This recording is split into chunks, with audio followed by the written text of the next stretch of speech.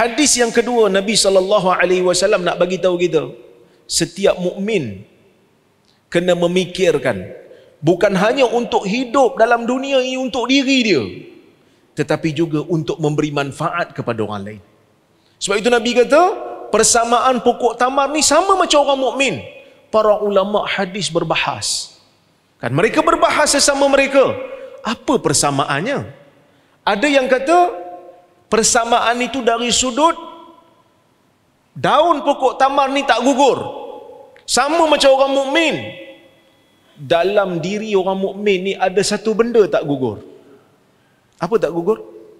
Dalam riwayat hadis disebut dakwah. Ya? Dakwah orang mukmin tidak gugur. Mungkin dimaksudkan doa, ada yang dimaksudkan dengan seruan ke arah kebaikan. Sebahagian ulama hadis mengatakan persamaan itu dari sudut dawamun nafa'. Dawamun nafa' maksudnya manfaat pokok tamar ni berterusan, tak berhenti. Kerana pokok tamar sebelum dia berbuah pun dia memberi manfaat kepada orang, sehingga bila dia berbuah pun dia memberi manfaat kepada orang, sehingga apabila pokok tu mati pun ada manfaat untuk orang. Sebelum pokok tamar berbuah, pokok itu memberi teduhan kepada orang, memberikan orang tu rasa sejuk daripada panas matahari, terutamanya bagi orang yang duduk di kawasan Madinah. Itu yang pertama. Sebab itu kalau kita tengok dalam hadis, ada waktu-waktu sahabat ni duduk dekat bustan, duduk dekat kebun-kebun tamar untuk sejuk. Itu yang pertama. Yang kedua, bila dia berbuah, bila mula berbuah, buah tu boleh makan. Waktu dia kelat pun orang makan. Waktu dia masak menjadi rutab, masa dia balah pun orang makan. Waktu dia jadi rutab pun orang makan. Bila dia ranum, makan. Bila dia kering pun makan. Bila kering pun makan. Menjadi tamar. Kan bila dah mati pokok tu pun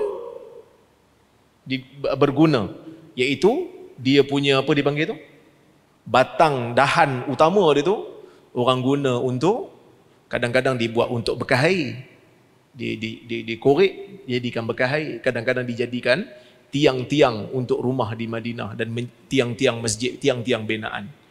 Ada yang kata syumulun nafa', bukan hanya sekadar dawam, bukan hanya sekadar manfaat yang berterusan. Syumul maksudnya manfaatnya itu menyeluruh. Daripada daunnya digunakan, batangnya digunakan, daun digunakan untuk buat atap, batang digunakan untuk tiang tadi saya sebut, buahnya dimakan oleh manusia, sehingga kan biji tamar tu juga ada guna. Apa dia? Biji tamar dijadikan sebagai makanan untuk unta pada zaman tu. Sebab tu kalau kita tengok dalam riwayat, kalau tuan-tuan buka dalam Zadul Ma'ad karya Al-Imam Ibn Al-Qayyim, ada satu riwayat, ada satu kisah dibawa bila mana orang-orang daripada puak Quraisy langgar perjanjian dengan Nabi SAW. Kan, bila langgar perjanjian dengan Nabi SAW, Bani Bakar pergi bunuh satu orang daripada puak Bani Khuza'ah. Bani Khuza'ah pergi mengadu kat Nabi. So Abu Sufyan pada masa tu dia orang Quraisy. Dia takut orang Bani Khuza'ah mengadu kat Nabi. Dia orang berada dalam perjanjian Hudaibiyah, gencatan senjata. Jadi Abu Sufyan ni pergi siasat. Dia jumpa satu orang daripada Bani Khuza'ah. Bani Khuza'ah ni balik daripada Madinah. Dia tanya, kau daripada mana?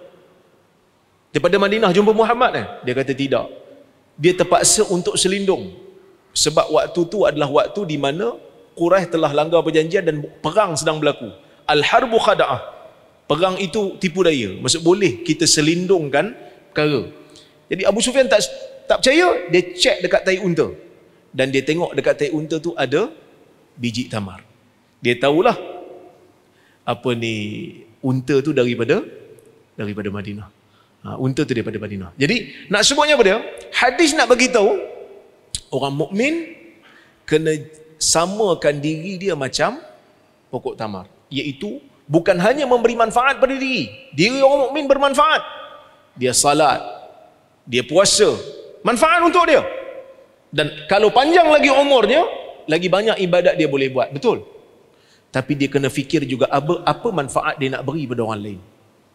Apa manfaat dia nak bagi pada orang lain? Selagi mana dia hidup, adakah manfaat pada orang lain bertambah dengan kehadiran dia? Itu yang kita kena fikir sama-sama apabila Allah Subhanahu wa taala rezekikan kita dengan umur yang panjang. Sebab ada di kalangan sahabat Nabi umur tak panjang pun, tapi manfaatnya kekal sehingga ke hari ini. Kan? Yang kita kena sama-sama muhasabah diri, saya sama, tuan-tuan kita semua sama. Kan? Tahun lepas bila kita tengok apa benda yang aku buat, kadang-kadang kita rasa dah tahun baru dah. Tak ada apa pun yang kita buat kan. Ini musibah yang kita kena sama-sama perbaiki pada masa-masa akan datang. Wallahu taala a'lam bissawab.